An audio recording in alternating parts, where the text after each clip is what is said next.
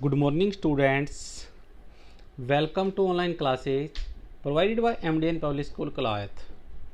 जैसा को आपको पता है आज आपका टेस्ट भी है और ये जो चैप्टर टेस्ट नंबर 3 है शायद कल है शायद आपका पब्लिक एड का। तो फाइनेंशियल बजट उसके सारे ऑब्जेक्टिव टाइप क्वेश्चन भी हमने कर लिए हैं।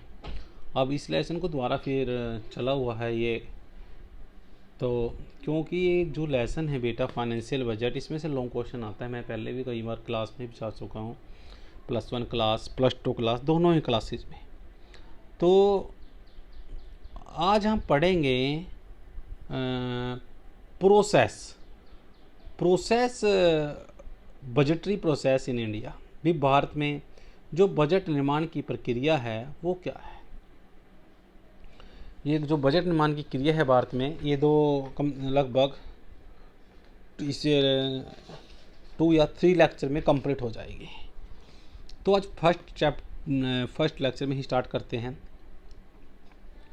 हमारे देश में बजट पत्ती का शुभारंभ लॉर्ड कैनिंग, ये कौन थे, वायसराय भी रहे हैं, ध्यान रखें आप। लॉर्ड कैनिंग 1856 कार्यकाल में हुआ। 1859 में जेम्स विल्सन को वायसराय की कार्यकारिणी में वित्त सदस्य के रूप में नियुक्त किया गया। जेम्स विल्सन ने 18 फरवरी 1860 को वायसराय की परिषद में प्रथम बजट प्रस्तुत किया। इसके बाद प्रति वर्ष वित्तीय स्थिति का विवरण प्रस्तुत करने वाले बजट वायसराय की परिषद में भी प्रस्तुत किया गया। यह स्थिति स्वतंत्रता प्राप्त करने के पूर्व तक बनी रही। 1947 में भारत स्वतंत्र होने पर भी हमें भी संसद व विधानसभाओं के बजट पर नियंत्रण के अधिकार प्राप्त हो गए। केंद्र सरकार पूरे देश के लिए एक बजट प्रस्तुत करती थी तथा प्रत्येक राज्य के लिए अपने राज्य के लिए अलग अलग बजट प्रस्तुत करते थे। संघीय स्तर पर 2 बजट होते थे। पहला सामान्य बजट जो वित्त मंत्री के द्वारा प्रस्तुत किया जाता था और दूसरा रेलवे बजट जो रेल मंत्री के द्वारा प्रस्तुत किया जाता था। परंतु वर्तमान सरकार ने, मैंने आपको पहले बताया था, वर्तमान सरकार ने फरवरी 2017 में रेलवे बजट को सामान्य बजट में ही समायोजित कर दिया। भारत में वित्तीय वर्ष 1 अप्रैल से लेकर 31 मार्च तक का होता है। भारत में जो बजट निर्माण की प्रक्रिया आरंभ होने से लेकर कार्यान्वयन के स्तर तक पहुँचने के लिए इसे भिन्न भिन्न चरणों से गुजरना पड़ता है। पहला है बेटा बजट का निर्माण, विधानमंडल की स्वीकृति, बजट का क्रियान्वयन। उपयुक्त चरणों में निम्नलिखित प्रकार से है। बजट का निर्माण। बजट निर्माण की प्रक्रिया निम्नलिखित 3 भागों में बांटी गई है।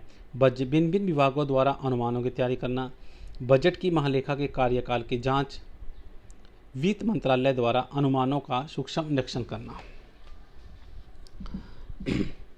भिन्न भिन्न विभागों द्वारा अनुमानों की तैयारी करना। भारत में वित्तीय वर्ष प्रारंभ होने से पूर्व ही बजट निर्माण की प्रक्रिया आरंभ हो जाती है। बजट के अनुमानों की तैयारी का संपूर्ण दायित्व कार्यपालिका का होता है। अनुमानों को तैयार करने के लिए सर्वप्रथम कार्यपालिका अपनी वित्तीय नीति को स्पष्ट करती है। बजट की रूपरेखा तैयार करने का उत्तरदायित्व यद्यपि वित्त मंत्रालय का होता है, किंतु इस कार्य में प्रशासकीय मंत्रालय, योजना और महालेखा प्रशिक्षक का भी हाथ होता है। भारत के संविधान के अनुच्छेद 112, बहुत बार रिपीट किया है, 112 के अंतर्गत राष्ट्रपति द्वारा वित्त विभाग के माध्यम से जुलाई या अगस्त माह में प्रत्येक विभाग के विभागाध्यक्ष को एक रिक्त फॉर्म की भरने की उनकी आवश्यकता होती है और अनुमान का विवरण मालूम करने के लिए भेजा जाता है। विभाग का अध्यक्ष अपने अपने विभागों को अन्य कर्मियों की सहायता से बजट का अनुमान तैयार कर लेता है तथा निर्धारित प्रपत्र में अपनी आवश्यकताओं का अनुमान तैयार करने की जानकारियां भेज देते हैं। प्रपत्र का प्रारूप इस प्रकार का होता है। क्या होता है? दूसरा है बजट की महालेखापाल का कार्य में जांच। विभागों के द्वारा जब आगामी वर्ष की आय व्यय का अनुमान तैयार हो जाता है, मतलब आय व्यय समझते हैं आना जाना के, मतलब कितना पैसा खर्च हुआ है और कितना आया है, उसका जब लेखा जोखा तैयार हो जाता है तो अनुमान में 2 प्रतियां होती हैं, जिनमें से एक प्रति वित्त मंत्रालय को तथा दूसरी प्रति महालेखापाल को भेजी जाती है। वह भिन्न भिन्न मंदों की जांच करता है और देखता है कि अनुमानों में सभी स्वीकृत प्रभार भी शामिल है। वह इन प्रशासकीय मंत्रालयों के अनुमानों के बारे में अपनी टिप्पणियां वित्त मंत्रालय के समक्ष प्रस्तुत करता है। वित्त मंत्रालय द्वारा अनुमानों का सूक्ष्म प्रशिक्षण प्रशासकीय मंत्रालयों द्वारा तैयार किए गए बजट अनुमानों की जब महालेखापाल द्वारा जांच कर ली जाती है तो उसके बाद वित्त मंत्रालय उनका भी प्रशिक्षण करता है। इन अनुमानों को मुख्य रूप से निम्नलिखित 3 भागों में बांटा जाता है। सबसे पहला है बेटा स्थायी व्यय। इन खर्चों में स्थायी संस्थाओं के वेतन, भत्ते तथा व्यय कार्यपालिका के प्रासंगिक व्यय सम्मिलित है। दूसरा है प्रचलित योजनाएं। इसमें शामिल योजनाओं की स्वीकृति वित्त मंत्रालय द्वारा उनकी प्रगति व वचनबद्धताओं के सूक्ष्म परीक्षण करके दी जाती है। और जब कही जाती है तो उसके बाद कई बार न्यू योजनाएं भी आ जाती है। क्या आ जाती है बेटा? न्यू योजनाएं, नवीन योजनाएं, न्यू स्कीम। नई योजनाओं की जांच प्रशासकीय मंत्रालय के बीच सलाहकारों के तथा योजना आयोग के द्वारा संसाधनों की उपलब्धता के आधार पर ही की जाती है। वित्त मंत्रालय इन योजनाओं के बारे में प्रशासकीय मंत्रालयों से प्रश्न पूछता है। यदि किसी महत्वपूर्ण मामले के बारे में प्रशासकीय मंत्रालय या फाइनेंस वित्त मंत्रालय के बीच में कोई मतभेद हो तो उस स्थिति में मामला मंत्रिपरिषद कैबिनेट को सौंप दिया जाता है। कहने का तात्पर्य क्या है? अगर उनके बीच में कभी भी कोई मतभेद हो तो सारा का सारा मामला किसको? कैबिनेट को सौंप दिया जाता है। आय के अनुमान तैयार करना। आय है जो हमारी इनकम है, उसके अनुमान हम कैसे तैयार करेंगे? व्यय के अनुमान पर होने के बाद, जब व्यय का जितना भी अनुमान है होने के बाद आय अथवा राजस्व के अनुमान तैयार किए जाते हैं। आय क्या कर जाते हैं बेटा? जो उसके राजस्व है उसके अनुमान तैयार किए जाते हैं। सरकारी आय का अनुमान लगाना भी वित्त मंत्रालय का कार्य है। जो सरकारी आय है, कितनी इनकम आई है, उसका अनुमान लगाना अप्रोक्सीमेटली क्या है, तो यह भी सारा कार्य किसका है बेटा? वित्त मंत्रालय का कार्य है। वित्त मंत्रालय के आयकर विभाग क्या है? इनकम टैक्स डिपार्टमेंट, केंद्रीय उत्पाद विभाग, सेंट्रल एक्साइज डिपार्टमेंट CED तथा सीमा शुल्क विभाग सरकारी आय का अनुमान लगाते हैं। सरकारी व्यय की आवश्यकता को ध्यान में रखकर नए करों को लगाने तथा पुराने करों की दरों को बदलने या करों को समाप्त करने का भी निर्णय लिया जाता है।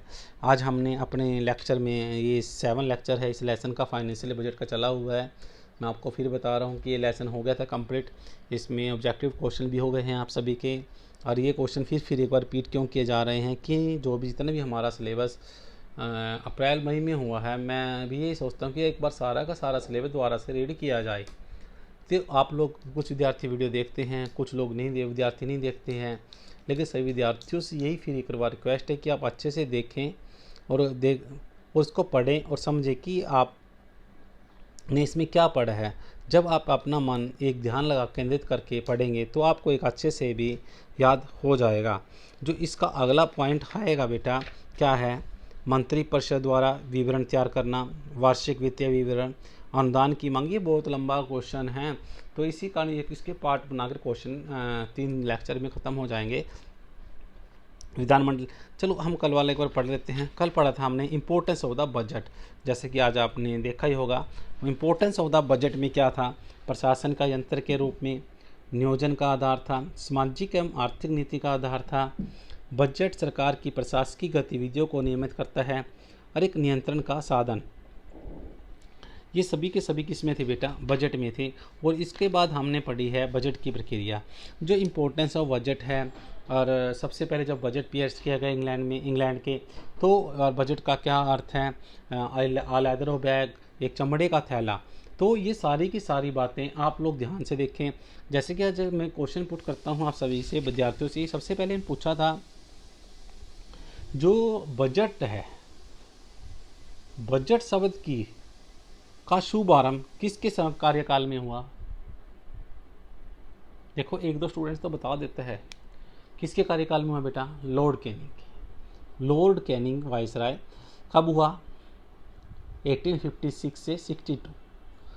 देखो हमारे देश में बजट पत्ती का शुभारंभ लॉर्ड कैनिंग के कार्यकाल में, हमने पहले ही लाइन में पढ़ा था कुछ विद्यार्थी इस पर ध्यान देते हैं, कुछ नहीं देते, सभी विद्यार्थी ध्यान दें। Thank you, have a good day, आपका दिन शुभ मंगल हो।